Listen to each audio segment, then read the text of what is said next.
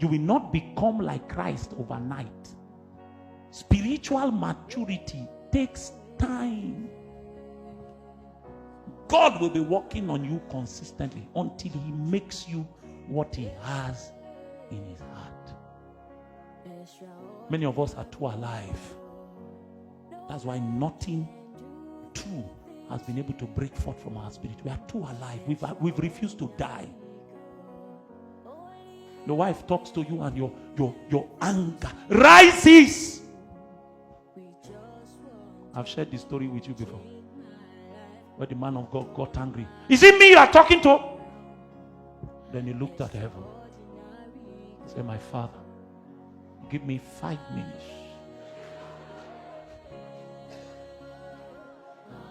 Let me teach this woman the lesson. After he prayed that prayer, he didn't wait to check whether he had received feedback. He pounced on the woman and taught her a lesson. Ole vulamato. Go and read Malachi. The Bible says, why are you wetting my altar with tears? He said, I have something against you. The way you are treating the wife of your youth, even knowing that she's the wife of your covenant. So you're a bad man. He was speaking to priests.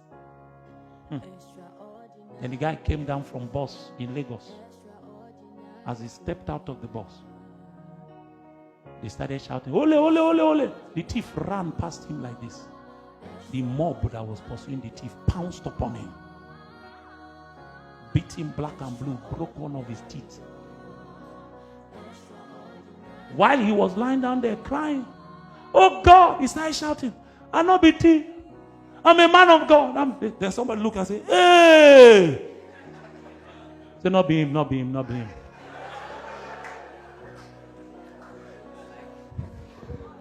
I'm telling you, life story. Then when the mob began to dissipate, he looked up to heaven. My God, my God. Why will you allow this kind of thing happen to me? God said, I took my own 5 minutes. The pastor was the one sharing the testimony himself. I took my own 5 minutes.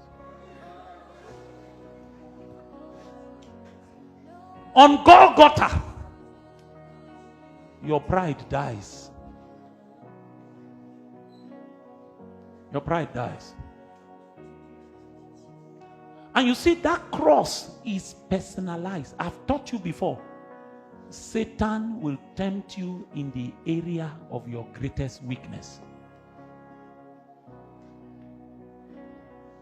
If he knows you love money, that's where your temptation is going to come from. He will keep hammering. Have you heard the Englishman say that in the battle between the stream and the rock, the stream does not win by brute strength, but by sheer perseverance. The stream keeps going. Have you seen certain rivers? They will pass through a rock. It was not always like that. The stream kept banging on it. Then with consistent perseverance, one day it will break a crack. That's what Satan does. He will camp around your weakness. He will camp there. He sees the way your eye roams once a sister passes. That will be the area of your greatest battle. Your deliverance will come from you taking the posture of what? Doulos. You become his slave. In your slavery, he will now show you a cross. He said, this one was, when I created you in eternity, I built this cross side by side. The day you come to say, I want to follow you, then they will download the cross from heaven. For some people, that cross will mean that they will be as beautiful as the daughters of Israel. And God will say, in this realm, there is no marriage for you. It's your cross. For some in this realm, they will be so educated, so skilled, they can work as astronauts, become PhD holders. God will say, Your calling is the classroom. So you will graduate with first class, do masters in astrophysics, and then you are just preparing for PhD. Say, no, where I need you, the education place has become a battlefield of demons. All these your 10 hours have been building you to go and be my light. Your cross will now be to drop your ambition. You will never lecture. You will never work in oil and gas. You will hold chalk like me. Marker will stain on your hand. You will teach. But you will only be willing to embrace it if you know the way of doulos. The way of doulos.